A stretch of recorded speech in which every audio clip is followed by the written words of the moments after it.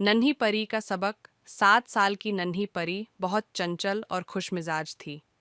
उसे नई चीजें सीखने का बहुत शौक था, लेकिन एक आदत उसकी मम्मी को परेशान करती थी। वह बिना सोचे समझे चीजें फेंक देती थी, चाहे वह खाना हो या कोई खिलौना। एक दिन मम्मी उसे एक बगीचे में ले गईं। वहां एक बूढ़ी दादी बैठी थीं, जो पौधों को पानी दे रही थीं। परी ने देखा कि दादी एक गिरी हुई ब्रेड के टुकड़े को उठाकर एक पक्षी को खिला रही थीं। परी ने आश्चर्य से पूछा, दादी, आप गिरी हुई ब्रेड क्यों उठा रही हैं? दादी मुस्कुराकर बोली, बेटा, हमें कभी भी किसी चीज को बेकार नहीं करना चाहिए। जितना जरूरी हमें खाना है, उतना ही इन छोटे पक्षियों को भी। प्रकृति हमें सब कुछ देती है, हमें उसका सम्मान करना चाहिए। परी को समझ आ गया कि वह कितना खाना और चीजें बेकार कर देती थीं।